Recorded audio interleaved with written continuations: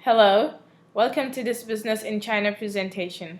We will briefly go over the high points of China, its people, environment, and culture.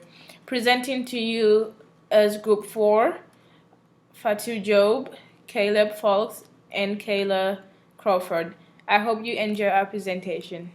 Firstly, I'll briefly go over the introduction of China's background. For centuries, China stood as a leading civilization, outpacing the rest of the world in the arts and sciences. But in the 19th and 20th centuries, the country was beset by civil unrest, major famines, military defeats, and foreign occupation.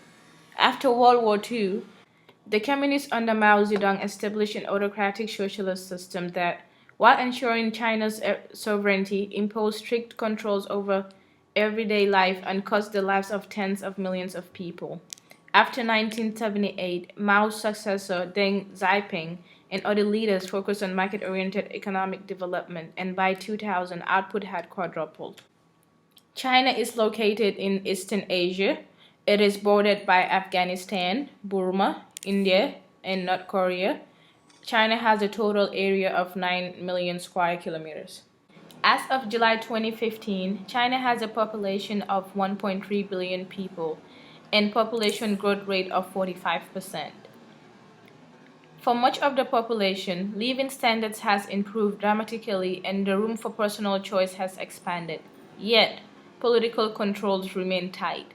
Since the early 1990s, China has increased its global outreach and participation in international organizations. The terrain of China is mostly mountains, high plateaus, deserts in west, plains, deltas, and hills in east. China's political system is an authoritarian political system controlled by the Chinese Communist Party, CCP.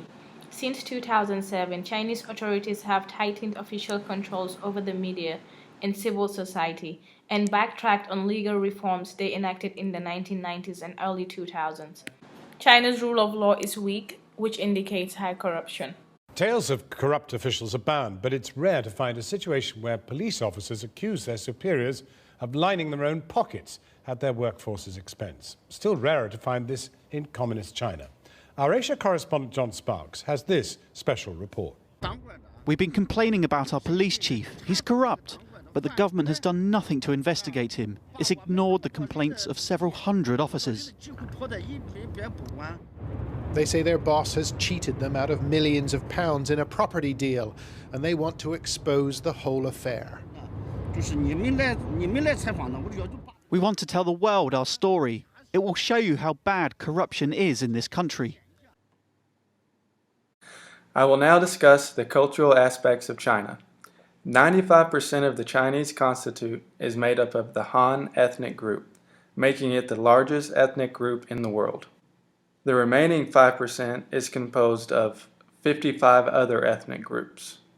The official language of China is Mandarin. 70% of the population speak this language. Cantonese is another popular language, followed by Hakka, Hokkien, and others. Education is highly valued and considered essential for success. It is divided into 4 parts: basic education, secondary vocational and technical education, higher education, and adult education. China is officially an atheist nation, but is gradually becoming more accepting to other religions. The other religions that are accepted are Buddhism, Taoism, Islam, Catholicism, and other Protestant faiths. When it comes to religion in China, Christianity is booming. Christian churches, once taboo in the communist country, now have reportedly about 70 million members. So is China on its way to accommodating religious beliefs? The Chinese New Year is the longest holiday of the year. Red is the main color and hopes to bring luck and prosperity. The terracotta warriors were buried to protect the first emperor of China. Gross spending on research and development is catching up to the US. The world's largest online commerce company is Alibaba. They are the most popular and fastest growing e-commerce market. Sure, everybody's been talking about Alibaba from Silicon Valley to Wall Street, and why shouldn't they? Alibaba is pretty huge. For starters, it's the world's largest e-commerce company. Last year, there were more than $248 billion in transactions on Alibaba's sites. That's more than Amazon and eBay combined. More than 80% of all e-commerce in China happens on an Alibaba site, and its IPO might be the biggest in world history. Some other major companies are Renren and Baidu. China has overtaken the U.S. as the top destination for foreign direct investment for the first time since 2003. Last year, foreign firms invested $128 billion in China and $86 billion in the U.S., according to the United Nations Conference of Trade and Development. The growth in China's foreign investment benefited the services sector as manufacturing slowed. Globally, foreign investment fell by 8% to a total of $1.26 trillion last year. That was the second lowest level since the start of the financial crisis, partly due to the fragility of the global economy last year amid geopolitical risks. The U.S. goods trade deficit with China was $318.4 billion in 2013, and 1.1% increase over 2012. The U.S. goods trade deficit with China accounted for 46.3% of the overall U.S. goods trade deficit in 2013. The United States has a services trade surplus of $17 billion with China in 2012, up from 9.9% from 2011. The Chinese government deems free trade agreements as a new platform to further opening up to the outside and speeding up domestic reforms, an effective approach to integrate into global economy and strengthen economic cooperation with other economies, as well as particularly an important supplement to the multilateral trading system. Currently, China has 19 free trade agreements under construction, among which 14 agreements have been signed and implemented already.